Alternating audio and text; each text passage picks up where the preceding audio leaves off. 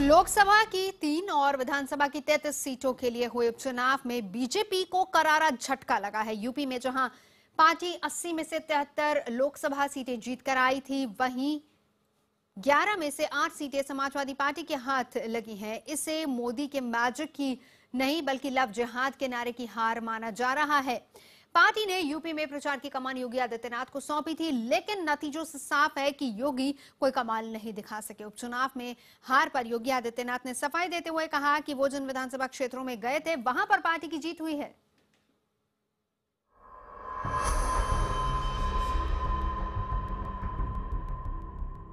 4 महीने पहले करारी हार से जिस समाजवादी पार्टी का चेहरा लटका हुआ था, उसके खेमे में जीत का जश्न है। पार्टी ने विधानसभा की 11 सीटों में से 8 सीटें बीजेपी से छीन ली। ये सभी सीटें बीजेपी के ही झोली में थी और विधायकों के सांसद बनने के बाद खाली हुई थी। केवल नोएडा और लखनऊ पूर्व की सीट ही बीजेपी के खाते में वापस गई है। नोएडा से बिमला बाथम और लखनऊ से लालजी टंडन के बेटे की जीत हुई है। मुलायम सिंह यादव के हटने से खाली हुई मैनपुरी लोकसभा सीट भी समाजवादी पार्टी ने 2 बार जीत ली है। यहां से मुलायम के पोते तेज प्रताप जीते हैं। मुख्यमंत्री अखिलेश यादव का कहना है कि ये विकास की जीत है और समाज को बांटने वाली साजिशों की हार। जनता ने सोच समझ करके पूरी समझदारी से ऐसी ताकतें जो समाज को बांटना चाहती हैं उनको पीछे कर दिया है। लेकिन हम आभार प्रकट करेंगे जनता का कि जनता ने ऐसे वक्त पे समाजवादियों की मदद की है। बीजेपी अध्यक्ष अमित शाह ने उत्तर प्रदेश में चुनाव अभियान की कमान गोरखपुर से सांसद योगी आदित्यनाथ को सौंपी थी। चुनाव समिति का मुखिया बनते ही योगी ने भड़काऊ भाषणों की झड़ी लगा दी। योगी ने लव जिहाद को इस चुनाव में बाकायदा मुद्दा बना दिया। हालांकि पार्टी के केंद्रीय नेतृत्व ने इसका समर्थन नहीं किया। पार्टी के मथुरा अधिवेशन में पास हुए प्रस्ताव से भी लव जिहाद का लफ्ज गायब था। लेकिन योगी अपने भाषणों में लगातार ऐसी बातें करते रहे और उन्हें रोका भी नहीं गया। यहां तक कि चुनाव आयोग ने भी उन्हें फटकार लगाई, लेकिन योगी तब भी नहीं माने। आयोग की रोक के बावजूद उन्होंने लखनऊ में जनसभा की। अब पार्टी भी दबे स्वर में स्वीकार कर रही है कि लव जिहाद से उसे नुकसान हुआ। किस तरह के कमियां रह गई, इस पर पार्टी नए सिरे से विचार करेगी। हो सकता है कि कुछ हमारे गलत निर्णय से ऐसे परिणाम आए तो अपने गलत निर्णय को तो हम सुधार सकते हैं, लेकिन जनता का जो मैंडेट है उसे तो हम एक्सेप्ट करते हैं। हम लोग देखिए, जहां मैं गया था दोनों जगह हम लोग जीते हैं। नोएडा लखनऊ दोनों बीजेपी जीती है। सवाल अकेले योगी का नहीं है। साक्षी महाराज जैसे पार्टी के कुछ और सांसदों ने भी आपत्तिजनक बयान दिए। इन बयानों से मतदाताओं के बीच संदेश गया कि बीजेपी विकास के उस एजेंडे से भटक रही है जिसका सपना मोदी ने दिखाया।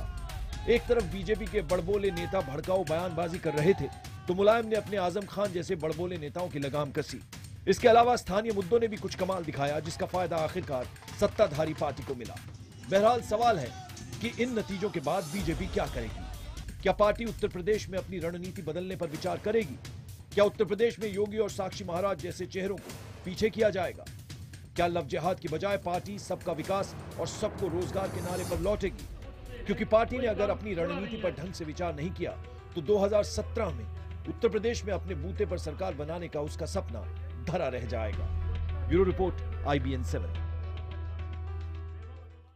वैसे उत्तर प्रदेश सहित राजस्थान विधानसभा उपचुनाव के नतीजे भी बीजेपी के लिए उत्साहजनक नहीं हैं और इन नतीजों पर समाजवादी पार्टी और कांग्रेस ने राहत की सांस जरूर ली होगी। बहरहाल चौंकाने वाले चुनावी नतीजों पर चर्चा करने के लिए हमारे साथ जुड़ रहे हैं दिल्ली से समाजवादी पार्टी के नेता गौरव भाटिया, बीजेपी नेता श्रीकांत शर्मा, कांग्रेस नेता नदीम जावेद, लखनऊ से समाजवादी पार्टी के नेता बुकल नवाब और वरिष्ठ पत्रकार शरद प्रधान साथ ही साथ हमारे साथ मौजूद हैं हमारे deputy managing editor Sumit Awasthi. तो सबसे पहला सवाल मेरा श्रीकांत आप ही से है। योगी आदित्यनाथ और साक्षी महाराज का लव जिहाद का नारा, आपको लगता नहीं है कि एक बड़ी गलती हो गई आपसे? अगर विकास का नारा दोबारा से दिया जाता तो शायद जीत होती, वही नारा जिस वजह से आपकी पार्टी केंद्र में सत्ता पर काबिज हुई थी। नवजोत, मैं थोड़ा सा करेक्ट करना चाहूँगा आपको। मुद्दा हमारा डेवलपमेंट ही था, मुद्दा हमारा विकास ही है। उसी मुद्दे को लेकर हम 2013 के 4 विधानसभा चुनाव में जीते, उसी मुद्दे को लेकर हम लोकसभा जीते। और उत्तर प्रदेश में हमारा मुद्दा वहाँ की वर्तमान सरकार का जो कुशासन है, जो उनकी अपीजमेंट की राजनीति है, उसके खिलाफ हम लोग काम कर रहे थे और हम उनकी मुखालफत कर रहे थे। उसकी जो नीतियाँ हैं उनका हम लोग विरोध कर रहे थे। ठीक है, आज उत्तर प्रदेश के जो उपचुनाव हैं वो परिणाम के अनुकूल नहीं आए हैं और इसका हम लोग चिंतन करेंगे और जो सीट टू सीट है उसका हम लोग आकलन करेंगे। अपनी जो राज्य की इकाई है उसके साथ बैठकर बातचीत करेंगे, कहाँ हमारी कमियां रहीं उन कमियों को सुधारने की कोशिश करेंगे, क्योंकि ये लड़ाई लंबी लड़ाई है। हम उत्तर प्रदेश की जो 22 करोड़ जनता है उसके स्वाभिमान की लड़ाई लड़ रहे हैं। ठीक है, समाजवादी पार्टी के लोग उपचुनाव में जीते हैं, लेकिन इसका ये कतई मतलब नहीं है कि उत्तर प्रदेश का जो कुशासन है समाजवादी पार्टी की सरकार वो का, बात तो उसको ठीक है क्लीन चिट मिल गई है। वो बात तो बिल्कुल आपकी ठीक है, लेकिन आपने मेरे सवाल का जवाब अभी भी नहीं दिया। मैंने जो सवाल आपसे किया, योगी आदित्यनाथ जिस तरीके से उन्होंने लव जिहाद जैसे मुद्दों को इतना ज्यादा भड़काया, लगता नहीं है कि उससे नुकसान हुआ आप लोगों को? नवजोत, योगी आदित्यनाथ ने सिर्फ समाजवादी पार्टी की जो तुष्टीकरण की जो नीतियां हैं उसका विरोध किया। जहां तक साक्षी महाराज की आप बात करें, उसका कल ही पार्टी खंडन कर चुकी है। पार्टी तो खंडन कर रही है, लेकिन देखिए आप ही की तरफ से इंचार्ज बनाए गए थे ना योगी आदित्यनाथ, और आप ही की पार्टी के सांसद हैं। मैंने कहा नवजोत, योगी आदित्यनाथ हमारे बहुत वरिष्ठ नेता हैं, 5 बार से वो सांसद हैं। वो मात्र कांग्रेस का और समाजवादी पार्टी के लंबे समय से वहां इनका कॉकटेल रहा है। इनकी जो अपीजमेंट की जो पॉलिटिक्स है उसका विरोध कर रहे थे कि ये सरकार समाजवादियों की सरकार, सबकी सरकार है। आप एक वर्ग विशेष के लोगों के लिए काम कर रहे हैं, आप बीजेपी के लोगों को प्रताड़ित करने का काम कर रहे हैं, आप अपराधी और दंगाइयों का संरक्षण कर रहे हैं। तो इनके खिलाफ हम लोग आवाज उठा रहे थे और उसको कहीं ना कहीं कम्युनल रंग देने की कोशिश समाजवादी पार्टी ने की और वो सफल हो गए। श्रीकांत जी, एक मिनट में बीच में टोक रहा हूँ, माफी के साथ, सुमित बोल रहा हूँ। आपको लगता है कि अगर ये कम्युनल पॉलिटिक्स थी समाजवादी पार्टी की, तो क्या जिस जनता ने समाजवादी पार्टी के बाशिंदों को, उनके नुमाइंदों को जिताया है, वो जनता नहीं समझ रही थी इन चीज़ों को? बीजेपी को जब 70 सीटें आती हैं उत्तर प्रदेश में, 70 से ज़्यादा, तो वो अच्छा वोटर है, और वो जब समाजवादी पार्टी को चुनता है तो आप कहते हैं वो कम्युनल वोटर है। ये किस तरह की राजनीति है श्रीकांत जी? सुमित जी, आप इसको ट्विस्ट मत करिए। मैंने ट्विस्ट कर रहा हूँ, आप ही की बात का विश्लेषण कर रहा हूं। नहीं, मैं बात सुन लीजिए। हम सिर्फ वहां समाजवादी पार्टी का जो एक षड्यंत्र है कि वहां एक तरफा कार्रवाई करो, हम उसके खिलाफ आवाज उठा रहे हैं। ठीक है, आज हमको उपचुनाव में हार हमारी हुई है, इसको हम लोग स्वीकार कर रहे हैं, और जनता ने जो उपचुनाव में समाजवादी पार्टी के लोगों को चुना है। करने की बात कर ही नहीं रहा हूं, आपके पास स्वीकार करने के अलावा चारा भी नहीं श्रीकांत। सवाल यह है कि जो रणनीति पे आप लोग चले, बीते 100 दिन हुए हैं, अभी मुश्किल से 125 दिन भी नहीं हुए हैं, 3.5-4 महीने के दौरान, इन वक्त में जो बीजेपी की रणनीति खासकर उत्तर प्रदेश में रही, क्या आपको लगता है कि उसको दोबारा सोचने की जरूरत है? उस लाइन को आगे बढ़ाने से काम नहीं चलेगा, और मोदी के विकास के फॉर्मूले पर बात करनी होगी, मोदी मंत्र पर बात करनी होगी, जिस वजह से आप लोकसभा में 100 दिन पहले 70 से ज्यादा सीटें जीत के आए। सुमित जी, मैंने पहले ही आपसे कहा है कि हम वहां उपचुनाव में जो अपेक्षा थी उसके अनुरूप वहां हमारा प्रदर्शन नहीं रहा है, और जो कमियां रही हैं हम सीट टू सीट प्रत्येक सीट का आकलन करेंगे, कहाँ क्या कमी रही उसको ठीक करने की कोशिश करेंगे। फिर मैंने कहा आपसे कि इसका ये कतई मतलब नहीं है कि समाजवादी पार्टी इस मुगालफत में रहे कि हम उसकी जो कुशासन है, उसकी जो तुष्टीकरण की नीतियां हैं उसका विरोध करना हम लोग बंद कर देंगे, या उनके कुशासन को जनता ने कोई क्लीन चिट नहीं दी है। समाजवादी पार्टी के नेता भी मेरे साथ हैं। समाजवादी पार्टी, नवजोत आपकी इजाजत से वे सवाल। बिल्कुल, बुकल नवाब साहब हमारे साथ हैं। बिल्कुल बुकल साहब, आप लोग क्योंकि तुष्टीकरण की नीति आपको जिता के ले जा रही है। देखिए, ऐसा है कि ये जो चुनाव हुआ है ये 2.5 साल बनाम 100 दिन हुआ है। हमारी 2.5 साल के अंदर जिस तरीके से कि इन लोगों ने हम पर लांछन लगाए हैं कि हम लोग दंगा करा रहे हैं, हम जो है बिजली नहीं दे रहे हैं, पानी नहीं दे रहे हैं, हम जनता को परेशान कर रहे हैं, जनता हमसे दुखी है, और पता चलता है कि ये 100 दिन में 2.5 साल में जनता दुखी नहीं थी। ये जो हमें जनादेश मिला है वो इस बात का मिला है कि 2.5 साल में इनसे 100 दिन के अंदर इतनी दुखी हो गई है, इतने परेशान हो गई है कि इनके चेहरे से नकाब जो है वो उठ चुकी है, और जनता बिल्कुल समझ चुकी है कि किस तरीके से इन्हीं ने छल कपट करके। बुकल साहब, आप ये क्या बात कर रहे हैं? आप अपने 2.5 साल के शासन की बात राज्य सरकार के 2.5 साल के शासन की कंपैरिजन आप दिल्ली की सरकार से कर रहे हैं। अमूमन उपचुनावों में जो सत्तारूढ़ पार्टियां होती है उनको फायदा पहुंचता है, आपको फायदा पहुंचा है। एक देखिए, आप बोले तो हम नहीं बोल रहे थे, ये कोई तरीका नहीं हुआ, ये कोई बात नहीं हुई, ये कोई तरीका नहीं हुआ। आपने जो है जिस तरीके से कोई जादूगर होता है, और जादूगर जब वो दिखाता है कि जादू से नोट निकालता है कि एक नोट निकाल दिया, फिर दूसरा निकाल दिया, फिर तीसरा निकाल दिया, और इसी तरीके उसने नोट जो है बिछा दिए पूरे, और जनता बहुत खुश होती है, तालियां बजाती है, कहती है क्या काम किया है, क्या जादूगर ने क्या जादू दिखाया है। मुद्दे की बात करिए, मुद्दे की बात आ गए ये जादू। हम मुद्दे की बात कर रहे हैं, मुद्दे की बात कर रहे हैं। समझ चुकी है मोदी जी जो है सिर्फ बातें करते हैं, ये कुछ बुक्कल साहब, मैं आपकी जानकारी के लिए कुछ चीजें साफ कर दूं। आपकी पार्टी के तमाम बड़े नेता इस उपचुनावों में प्रचार कर रहे थे। बीजेपी की तरफ से ना प्रधानमंत्री नरेंद्र मोदी वहां गए किसी भी सभा में। फिर आप ये कैसे कह सकते हैं कि मोदी जी के खिलाफ मैंडेट है ये आप जरूरत से ज्यादा चीजों को पढ़ रहे हैं।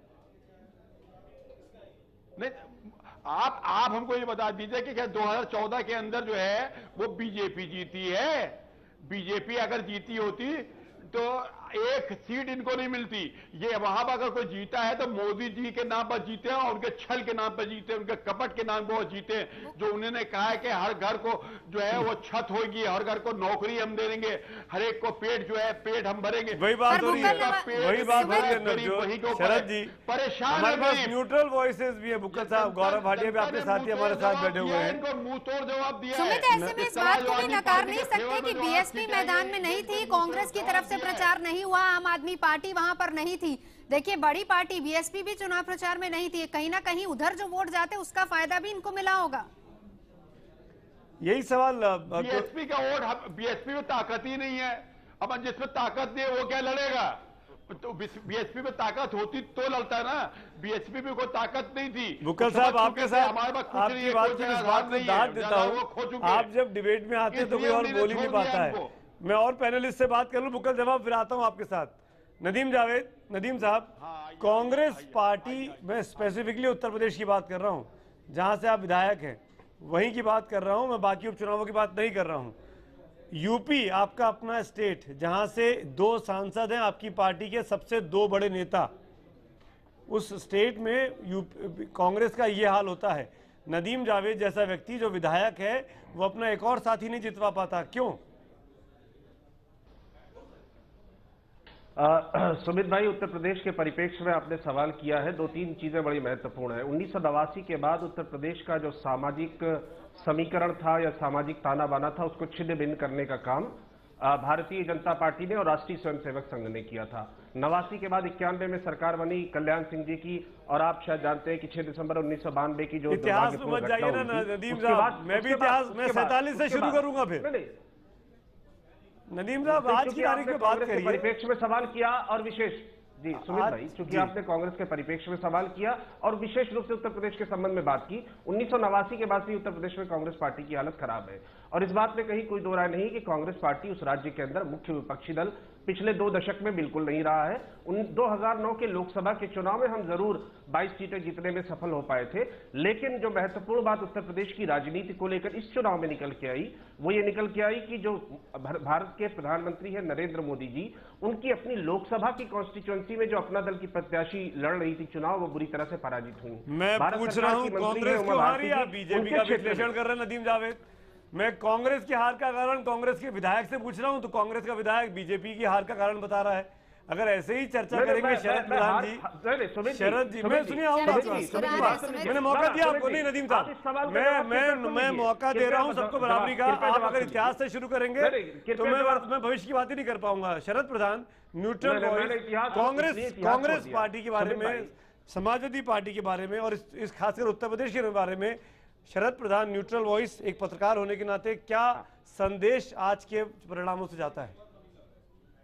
बड़ा स्पष्ट है। इससे ये वार्निंग बेल है नरेंद्र मोदी के लिए भी और अमित शाह के लिए भी, क्योंकि अमित शाह, इसके लिए जो अमित शाह को क्रेडिट दिया गया था 73 सीट जीतने का, जबकि मेरी नजर में वो वोट सिर्फ मोदी के लिए था, लेकिन अमित शाह को क्योंकि क्रेडिट मिला था, तो आज इस हार की रिस्पॉन्सिबिलिटी भी अमित शाह के ऊपर होनी चाहिए, क्योंकि अमित शाह ही रिस्पॉन्सिबल है आदित्यनाथ को खुली छूट देने के लिए। उन्होंने उनको लीडरशिप दी कैंपेन की, और उन्होंने नरेंद्र मोदी ने इसमें जो आंखें बंद रखी, इस पे बिल्कुल उन्होंने कमेंट नहीं किया, साइलेंट रहे, उसका भी ये नतीजा है। क्योंकि एक चीज मैं बताना चाहता हूं, लेकिन शरद जी, ये भी एक बात इंपॉर्टेंट है। एक बात मेरी भी आप सुनिए, अगर ये बात थी कि नरेंद्र मोदी ने आंखें बंद रखी, वो नहीं बोले, तो पश्चिम बंगाल में क्यों बीजेपी जीत जाती है? पहली बार बगैर किसी समर्थन के असम में क्यों बीजेपी जीत जाती है? वहां भी वो नहीं बोल रहे। यही बात आपको कहना चाह रहा हूं। मैं उनको होल्ड कर रहा हूं रिस्पॉन्सिबल इस बात के लिए कि उन्होंने अमित शाह को ये लीडरशिप दे करके खुली छूट अमित शाह ने दे दी आदित्यनाथ को। मैं ये दोहराना चाह रहा हूं, इंपॉर्टेंट बात यह है कि नरेंद्र मोदी ने जो कैंपेन चलाया था उसमें कोई सांप्रदायिक बात नहीं करी। उन्होंने सिर्फ डेवलपमेंट का नाम लिया, लोगों को उम्मीद दिलाई, तमाम लोग उनके लिए बिल्कुल जुनून की तरीके से वोट किया और नतीजा हुआ अनप्रेसिडेंटेड विक्ट्री बीजेपी की। तो आप ये कह रहे हैं शरद जी कि अगर नरेंद्र मोदी के प्रचार के विकास के प्रचार के फॉर्मूले पर बीजेपी चली होती तो शायद यूपी में ज्यादा फायदा होता। बिल्कुल ये जो इन्होंने जो लव जिहाद और कन्वर्जन की झूठी कैंपेन चलाई आदित्यनाथ ने और अमित शाह ने, और उसमें जुड़ गई मेनका गांधी ने भी बातें कही है इस तरीके की। मीट श्रीकांत शर्मा जवाब देना चाह रहे हैं आपकी बात का। शरद जी बीजेपी के प्रवक्ता श्रीकांत जी आपकी बात का जवाब देना चाह रहे हैं। नहीं, वो तो बहुत बोल चुके हैं। श्रीकांत जी को तो यही नहीं पता कि लव जिहाद हुआ है, वो नाम ही नहीं है लव जिहाद का। आप सवाल कुछ पूछ रहे हैं, बोल वो कुछ रहे। तो मैं ये बताना चाह रहा हूं कि अगर इन्होंने इस तरीके की बातें नहीं करी होती तो ये स्थिति नहीं आती, क्योंकि वोटर जो था जिन्होंने जितवाया था बीजेपी को पिछले इलेक्शन में, वो बीजेपी का ट्रेडिशनल वोटर नहीं है। वो इस उम्मीद में कि नरेंद्र मोदी इस देश का विकास करेंगे, एक जवाब ले ले शरद जी, एक जवाब ले ले श्रीकांत से। सुमित एक जवाब ले लेते हैं श्रीकांत से। जी सुमित, शरद जी पत्रकार हैं और मुझे क्या जानकारी है क्या नहीं है ये बेहतर मैं जानता हूं। और उत्तर प्रदेश की हम लोग बात नहीं कर रहे हैं, आपसे सवाल पूछा जा रहा है लव जिहाद का। ये आप तय नहीं करेंगे कि मुझे क्या जवाब देना है, आप ये तय नहीं करेंगे कि मुझे क्या बोलना है। आप ये तय करिए कि आपको क्या बोलना है। और आप कांग्रेस की बात बहुत अच्छे से रख सकते हैं, इसका मुझे मतलब बधाई देता हूं आपको। नहीं, मुझे कांग्रेस के प्रवक्ता से ज्यादा अच्छा बोल रहे हैं, इसके लिए शुभकामनाएं आपको। हमारा काम बहुत अच्छे से कांग्रेस का पक्ष रखिए। ये आपका काम है, हमारा काम नहीं है। आप कांग्रेस का पक्ष बहुत अच्छे से रख सकते हैं, बात करना आप रखिए। आपको शुभकामनाएं। आपको मैंने बीच में रोका नहीं, आप कमेंट्री मत करिए बीच में। शरद जी एक मिनट सुन लीजिए श्रीकांत शर्मा क्या बोल रहे हैं। श्रीकांत जी। सुमित जी, आपको यह वास्तविकता है, मैंने पहले भी कहा आपसे कि उत्तर प्रदेश में जिस तरीके से 15 साल से कुशासन है और वहां कहीं ना कहीं समाजवादी पार्टी की इच्छा थी कि जो कोर इश्यूज है, जैसे वहां बिजली नहीं है, वहां पानी की दिक्कत है, नौजवान को रोजगार नहीं है, कानून व्यवस्था वहां का बड़ा एक संकट है, उन मुद्दों पर यह उपचुनाव ना जाए, इसीलिए एक षड्यंत्र के तहत पूरे माहौल को पोलराइज करने की कोशिश की गई और समाजवादी पार्टी उस पोलराइज करने में सफल हुई। लेकिन श्रीकांत आपको मैं यहाँ पर रोकूंगी, देखिए उसको पोलराइज करने वाले भी तो आप ही के लोग थे। जहां तक आप लव जिहाद की बात कर रहे हैं सुमित, लव जिहाद की आप बात कर रहे हैं, ये शब्द बीजेपी का नहीं है। हम उत्तर प्रदेश की बहन बेटियों की सुरक्षा की बात कर रहे हैं। श्रीकांत देखिए ठीक है, चलिए, लेकिन इस शब्द की शुरुआत करने वाले भी तो आप ही के लोग थे। कहीं ना कहीं वो तमाम संगठन आप ही के साथ तो जुड़े हुए हैं। यही योगी आदित्यनाथ की इजाद करी हुई है लव जिहाद के।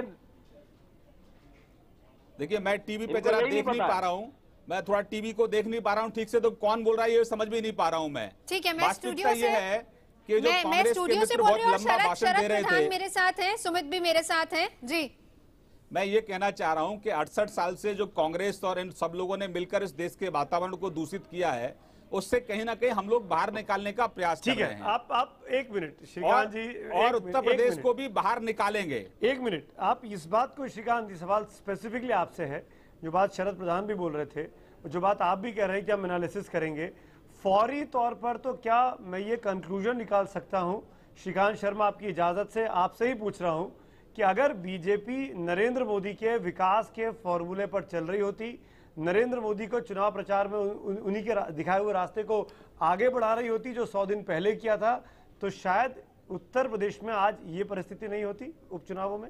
सुमित, मैं ये कहूं आपसे कि उत्तर प्रदेश में हम चुनाव हारे हैं और इसका आकलन हम करेंगे।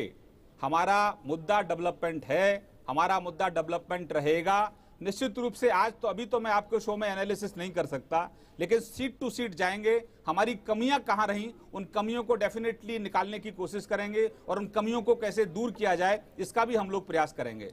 सुमित मैं आपकी इजाजत एक सवाल श्रीकांत से करना चाहूंगी। राजस्थान के बारे में फिर आप क्या कहेंगे? वो भी तो 4 सीटें आपके पास थी, जिसमें से 3 ले गई कांग्रेस, आपके पास 1 बची, कोटा दक्षिण की। देखो राजस्थान में जब चुनाव हुए तो कांग्रेस बिल्कुल 10% भी विधायक उनके नहीं चुनकर आ पाए।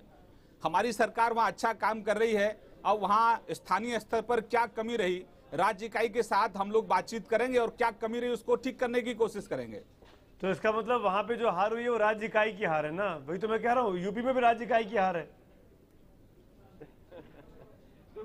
मैं जोड़ सकता हूँ, एक रिएक्शन ले लेते हैं। सुमित हमारे साथ, नदीम भी हैं। एक छोटी सी बात कहना चाहता हूँ। शरद जी बस एक मिनट, शरद जी बस एक मिनट, नदीम बहुत देर से इंतजार कर रहे हैं। जी नदीम। सुमित जी, महत्वपूर्ण बात यह है, उत्तर प्रदेश की चर्चा थी इसलिए आपने बीच में रोक दिया था। महत्वपूर्ण बात यह है कि उत्तर प्रदेश में केवल चुनाव नहीं हुआ है, कई और राज्यों में चुनाव हुए हैं। और जैसा कि ये कह रहे हैं कि उत्तर प्रदेश के अलग कारण थे, लेकिन आपने ठीक सवाल उठाया कि राजस्थान में क्या कारण था कि 4 सीटों में से 3 सीटें कांग्रेस जीती है। क्या कारण था कि गुजरात, जहां से नरेंद्र मोदी जी आते हैं, जहां से अमित शाह जी आते हैं, वहां पर कांग्रेस पार्टी 9 सीटों में 3 सीटें जीतने में सफल हो पाई है। क्या कारण है कि उत्तराखंड के जो चुनाव हुए थे उसमें कांग्रेस पार्टी को सफलता मिली है। ऐसा लगता है कि पूरे देश के अंदर जहां जहां भी चुनाव, उपचुनाव हुए हैं हाल फिलहाल में, पहले अभी हुआ था और आज नतीजे आए हैं, स्पष्ट यह होता है कि भारतीय जनता पार्टी को लेकर जिस प्रकार का माहौल क्रिएट किया गया था पूरे देश में, उसकी हवा निकलते हुए दिखाई दे रही है। नरेंद्र मोदी ने जिस प्रकार का वादा करके लोगों में एक उम्मीद जगाई थी, वो उम्मीद कम होते हुए दिखाई दे रही है। और ये चुनाव उसी का परिणाम है, उसी का प्रतीक है, एक तरह से प्रतिबिंब है। ठीक है, हरा चश्मा लगाकर नवजोत सभी लोग अपने अपने हिस्से की घास, सूखी हुई घास को देख रहे हैं। कांग्रेस पार्टी को लगता है वो बहुत अच्छा कर रही है, नदीम जावेद मुबारक हो आपको।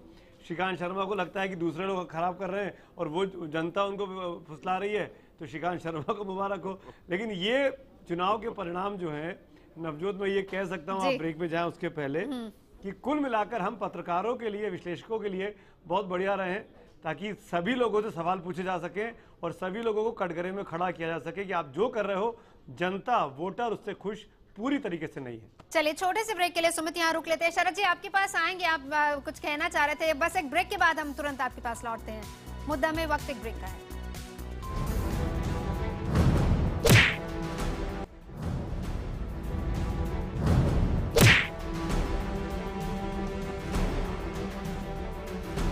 तो उपचुनाव के नतीजे कांग्रेस के लिए भी उम्मीद की किरण लेकर आए हैं। राजस्थान में पार्टी ने 4 विधानसभा सीटों में से 3 पर कब्जा किया है। केवल 1 सीट ही बीजेपी के हाथ लगी है। बीजेपी के गढ़ गुजरात में भी पार्टी ने 3 सीटों पर वापसी की। हालांकि बीजेपी ने पहली बार बंगाल में 1 विधानसभा सीट हासिल की है।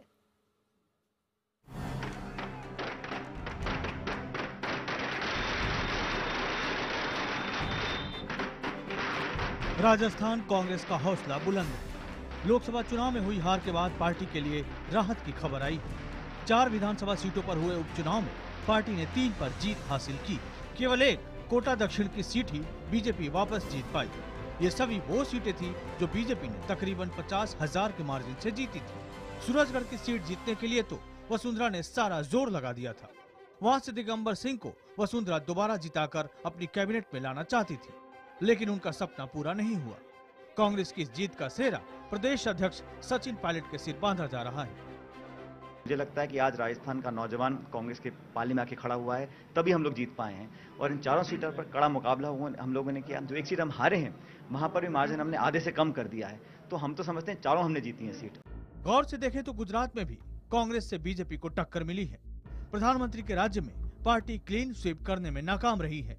गुजरात के 9 विधानसभा सीट में से बीजेपी ने 6 सीटें जीती है और कांग्रेस ने 3 सीटों पर कब्जा जमाया है। दीसा और मंगरौल की प्रतिष्ठा वाली सीटें जीतने में कांग्रेस कामयाब रही। हाँ, मोदी के छोड़ने से खाली हुई सीट वडोदरा पर रंजनाबेन ने जीत दर्ज कराने में कामयाब रही। कांग्रेस का कहना है कि नतीजे अपेक्षा के अनुरूप भले न हो, मगर संतोषजनक जरूर है। बड़ौदा के जो वोटर्स है उन्होंने बहुत clear cut message Bharatiya Janata party को, नरेंद्र मोदी को दिया है। मार्जिन भी बहुत कम हुआ उनसे। नरेंद्र मोदी का मार्जिन करीब 5,70,000 या 80,000 था, वो घटकर 1,80,000 पे नए कैंडिडेट का हो गया। बाकी राज्यों में से बीजेपी के लिए अच्छी खबर बंगाल से आई, जहां पार्टी ने बशीरहाट दक्षिण सीट पर राज्य में पहली बार खाता खोला है। इससे साफ है कि बीजेपी से टीएमसी का डर जायज था। पार्टी तो बीजेपी के खिलाफ जानी दुश्मन लेफ्ट से भी हाथ मिलाने को तैयार थी। असम में भी पार्टी ने सिलचर विधानसभा सीट AIUDF जीत ली है। Bureau report IBN 7। तो चलिए, इसी साल मई में लोकसभा चुनावों में कांग्रेस की करारी हार हुई थी। इसके बाद भी राजस्थान विधानसभा उपचुनावों के नतीजे कांग्रेस के लिए संतोषजनक रहे और कुछ देर पहले हमने कांग्रेस के नेता सचिन पायलट से बात की। आपकी पार्टी ने इस उपचुनाव में 4 में से 3 सीटें जीतकर बीजेपी को तगड़ा झटका दिया है, तो श्रेय किसको देना चाहेंगे आप?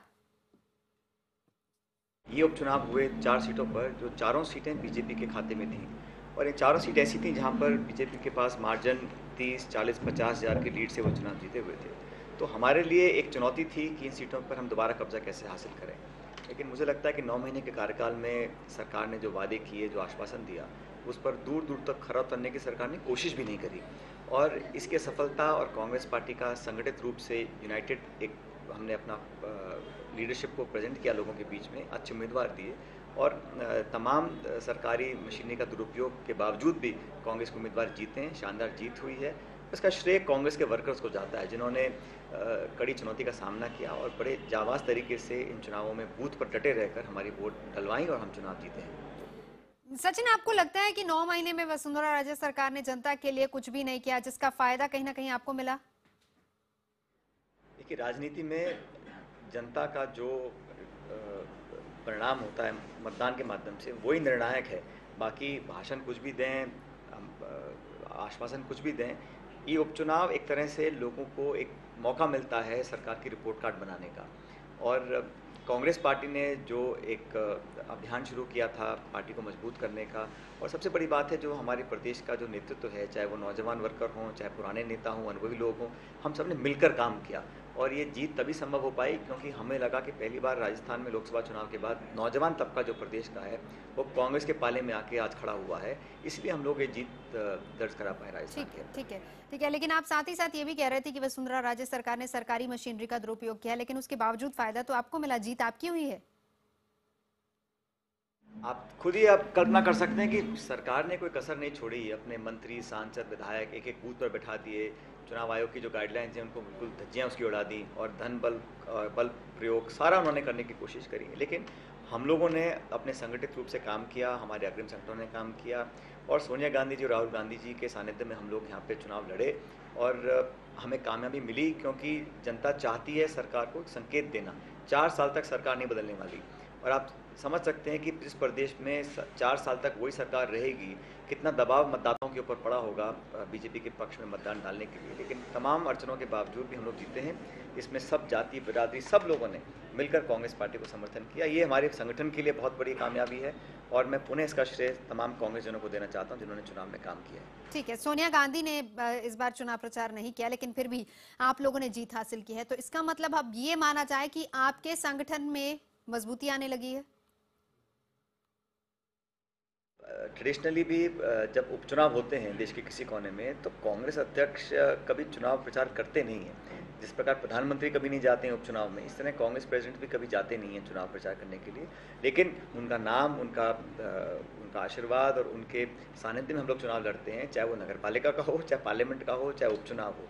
तो कांग्रेस प्रेसिडेंट ने ही हम लोगों को जिम्मेदारी दे रखी है और मैं कहना चाहूँगा कि इस प्रदेश के अंदर हमारे जितने भी अनुभवी नेता हैं, जो पुराने अध्यक्ष रहे हैं, पूर्व मुख्यमंत्री हैं, मंत्री हैं, सांसद हैं, सब लोगों ने एड़ी चोटी का जोड़ लगाया और अगर हम लोग यूनाइटेड तरीके से चुनाव नहीं लड़ते तो शायद ये हमें कामयाबी नहीं मिल पाती। तो ये अध्यक्ष होने के नाते मेरी जिम्मेदारी बनती है कि हम सब लोगों को साथ लेकर कैसे चलें और उसमें हमें, मैं समझता हूँ, बहुत अच्छी सफलता मिली है। बहुत शुक्रिया सचिन, हमसे बात करने के लिए। सचिन पायलट जिनसे हमने बात की। बहरहाल उत्तर प्रदेश सहित राजस्थान के विधानसभा उपचुनाव के नतीजे बीजेपी के लिए उत्साहजनक नहीं। इन नतीजों से समाजवादी पार्टी और कांग्रेस ने राहत की सांस ली है।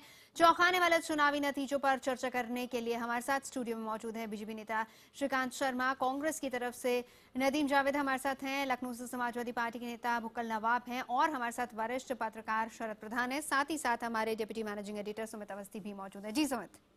सीधा सवाल मेरा भुक्कल नवाब से है। भुक्कल साहब, आप बड़े खुश हैं आज, आपको लग रहा है कि आपकी पार्टी चुनाव जीती है और आप बोलना भी चाह रहे थे ब्रेक के पहले। नवाब साहब, मेरा सवाल बहुत सीधा सा है, क्या ये मान लिया जाए कि उत्तर प्रदेश में कानून व्यवस्था की स्थिति सुधर गई है? क्या उत्तर प्रदेश में अब महिलाओं के साथ ज्यादती नहीं होगी? क्या उत्तर प्रदेश में सब कुछ ठीक हो गया है? ये उस पर मैंडेट है, आप ये कह सकते हैं क्या आज?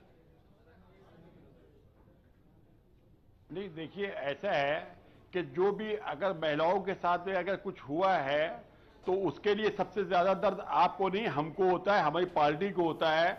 और कोई भी पार्टी जो है वो अपने यहाँ जो है खुद से कोई आग नहीं लगाता है, खुद से कोई कार्य नहीं कराता है। ये सब जो कुछ भी करा रहे थे ये भारतीय जनता पार्टी वाले करा रहे थे, और जिसका नतीजा ये है कि आज उनके सामने जो है ये रिजल्ट जो आया है, ये उनके सामने इसी बात का आया है कि तुम झूठा इल्जाम लगाते जाओगे, हम तुम्हारे साथ छोड़ते चले जाएंगे और हम उसी के साथ रहेंगे जो सही आदमी, जो सच्चा आदमी है। बुक्कल नवाब साहब, मैं आपको याद दिलाऊं, लोकसभा चुनावों में मुलायम सिंह का बयान आया था, आपके सबसे बड़े नेता का बयान, जो उन्होंने बलात्कार को लेकर दिया था।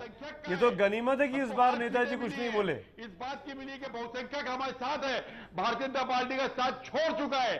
बीजेपी कभी हुआ करती थी, बीजेपी नहीं, ये मोदी के नाम पर 2014 का चुनाव जो जीते हैं, ये मोदी के नाम पर जीते हैं। और बड़ी शर्म की बात है कि बनारस के अंदर जो प्रधानमंत्री जो काशी जीत के गए, काशी से हमने जो है विधानसभा की सीट काशी से जीती है।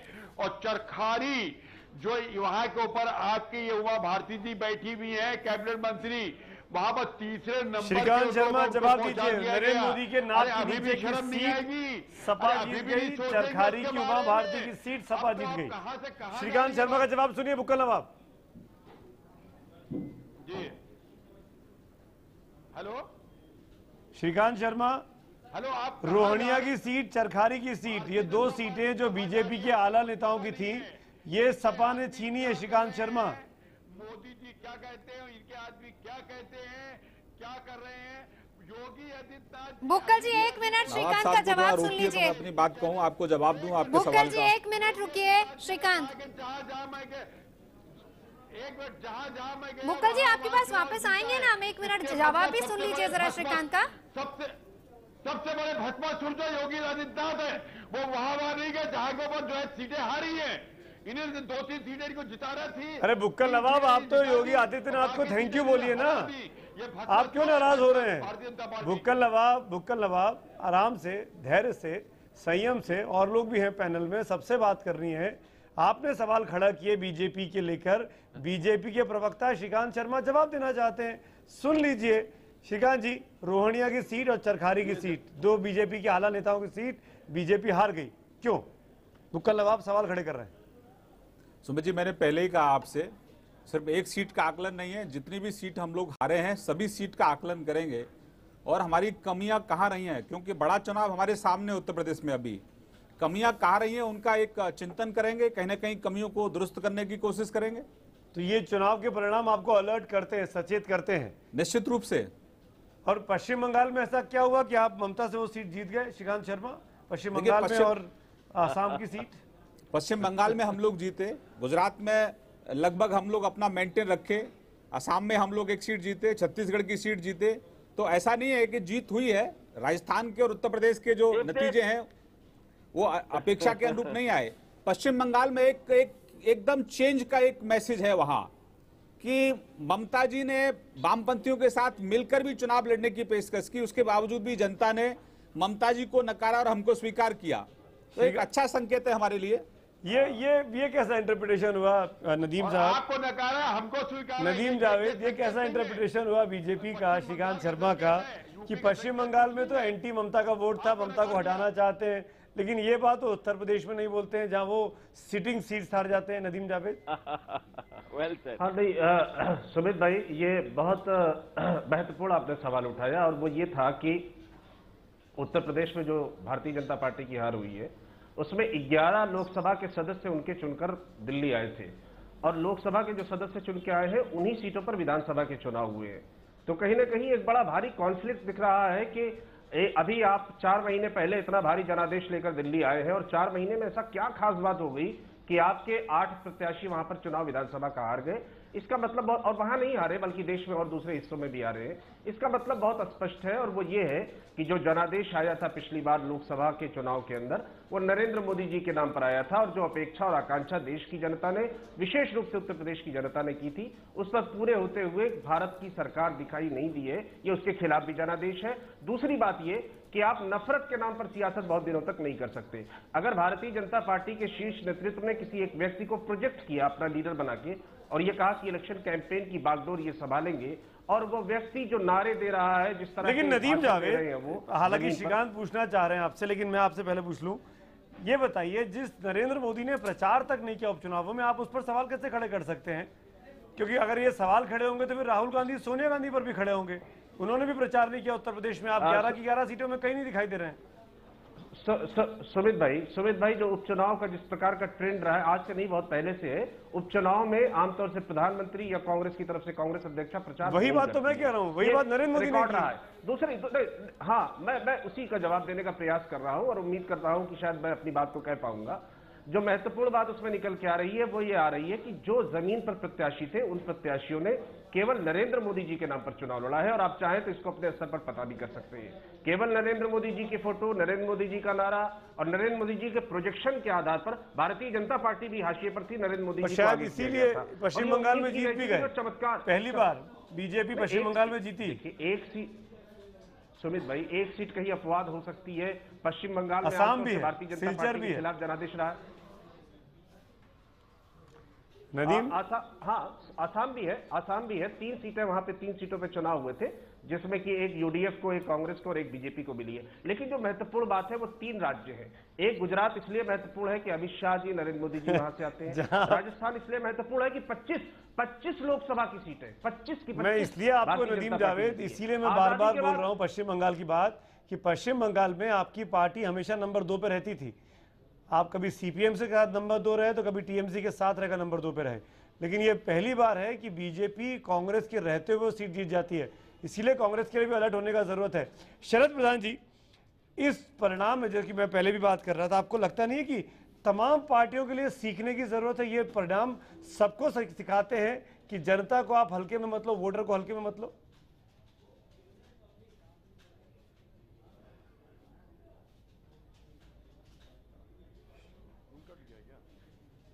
शरद प्रधान जी, आप सुन पा रहे हैं? शरद प्रधान के पास आवाज नहीं जा रही है, लेकिन यही चीज मैं कहना चाह रहा था। और इनफैक्ट बुक्कल नवाब साहब, हमारे पास आ रही है आवाज? आपके पास आ रही है तो मैं आप ही से सवाल कर लेता हूँ। बुक्कल नवाब साहब, आप बहुत जिंदा दिल आदमी है, शुक्रिया इस बात के लिए, आप डिबेट में पार्टिसिपेट करते रहते हैं। ये बताइए, इस पूरी लड़ाई के बाद अब समाजवादी पार्टी क्या ये मान के चले कि 2017 का चुनाव विधानसभा का अखिलेश यादव के नेतृत्व में ही लड़ेगी? इस तरह की अटकलें बीच बीच में उड़ती रहती है कि नेताजी वापस मुख्यमंत्री बनने वाले हैं। नहीं, नेताजी मुख्यमंत्री नहीं बनने वाले हैं, अखिलेश जी जो है वही मुख्यमंत्री रहेंगे और वही उन्हीं के नेतृत्व में लड़ा जाएगा। और उनका जो है संरक्षक रहता है हमारे राष्ट्रीय अध्यक्ष का, मुलायम सिंह यादव जी का रहेगा। और ये 2017 का जो है ये संकेत है, ये चुनाव नहीं था, ये 2.5 साल बनाम 100 दिन था।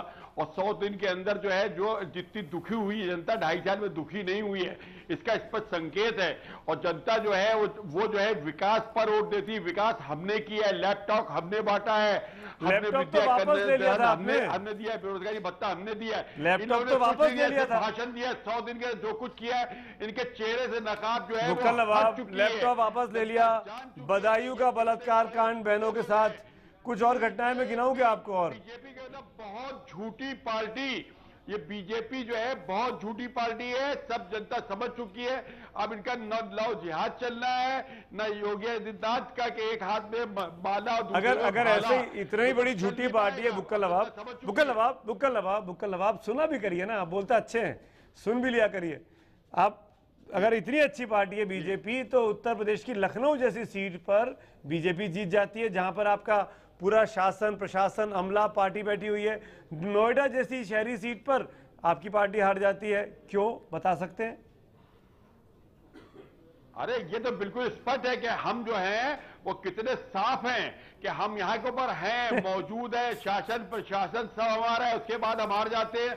तो इसके अंदर स्पष्ट चुनाव हुआ है, इसके अंदर किसी तरीके का कुछ भी मतलब 19-20 नहीं हुआ है। मैं बूथ कैप्चरिंग और वोट कैप्चरिंग की बात ही नहीं कर रहा हूं, मैं ये कह रहा हूं, आप कह रहे थे कि बीजेपी झूठी पार्टी है, तो बीजेपी क्या लखनऊ और नोएडा में झूठी पार्टी नहीं है? लखनऊ में झूठी पार्टी है, नोएडा के अंदर अब आप कहलवाया चाहते हो तो कहलवाइए कि जो जहां पे कम वोट पड़ा है, जहां पर जनता में जोश नहीं रहा है, यहां 34% पड़ा, नोएडा में 32% पड़ा। जब जनता में जोश नहीं था तो ये जीत गए। श्रीकांत, आप कैसे देखते हैं? श्रीकांत बुक्कल नवाब कह रहे हैं, इंपॉर्टेंट बात है, लखनऊ में और नोएडा में बाईपोल्स में काफी कम वोट पड़े थे, गरीबों को क्या उदासीन? हम जीतेंगे। बुक्कल साहब, जोश में जनता ने हमको दिया है, इनको जोश में वोट नहीं मिला है। बुक्कल नवाब कृपया बुक्कल नवाब साहब का ऑडियो थोड़ा कम कर दें ताकि मैं श्रीकांत से सवाल पूछ सकूं। श्रीकांत, क्या कम वोट पड़ना नोएडा में और लखनऊ में जो बीजेपी के लिए फायदेमंद साबित दिखाई दे रहा है, क्या ये बहुत बड़ी वजह है कि वोटर में उदासीनता थी? आपका जो वोटर जिसने आपको चुनाव जितवाया, जो कि शरद प्रधान इशारा भी कर रहे थे, वो इस बार बाहर नहीं निकला इन सीटों पर जहां पे आप हार गए? सुमित जी, आप बहुत वरिष्ठ पत्रकार हैं, आप कैंपेन को कवर करते रहे, चुनाव देखते रहे। उपचुनावों में उतना उत्साह नहीं होता जितना कि आम चुनाव में उत्साह लोगों में होता है। आम चुनाव में लोग सत्ता परिवर्तन के लिए मत देते हैं, और अगर आप तुलना करें तो 16 या 15% कम हुआ है मतदान। और डेफिनेटली सहारनपुर हम लोग जीते, नोएडा हम लोग जीते, लखनऊ हम लोग जीते, कहीं ना कहीं इफेक्ट तो करता है। और फिर जो एंटी बीजेपी वोट था वो पोलराइज हुआ, सपा का, बीएसपी का एकदम चुनाव में ना आना, कांग्रेस का एकदम जीरो हो जाना, तो पोलराइज करने की कोशिश तो आपने भी की थी, ये तो आपको मानना पड़ेगा आज जी। पोलराइज करने की कोशिश तो आपकी पार्टी की तरफ से भी हुई, जिस तरीके से कैंपेन को योगी आदित्यनाथ ने चलाया, संभाला। अब सुमित जी, ठीक है, आप लोग पत्रकार हैं, लेकिन हम लोग तो अपीजमेंट जो कर रही है सपा, उसका विरोध कर रहे थे। आप लोगों के माध्यम से जनता तक पहुंचाना चाह रहे थे कि भाई देखिए, ये लोग 22 करोड़ जनता की सरकार है, लेकिन ये लोग भेदभाव की नीति के साथ काम कर रहे हैं, जनता के साथ न्याय नहीं कर रहे। और ये आज के परिणाम के बाद कतई समाजवादी पार्टी के लोग इस मुखालफे में ना रहे कि हम उनकी जो नीतियां, उनका विरोध करना बंद कर देंगे। ठीक है। तो सुमित, एक सवाल अब आखिर में, आपके विरोध से ही हम जीते हैं, आपके विरोध से ही जीते हैं। आपने जो ये लव जिहाद और दुनिया भर का जो आदित्यनाथ जी को छोड़ दिया था, आपने जो इसी तरह से विरोध किया, उससे ही हमारी जीत हुई, 8 सीटें मिली हैं।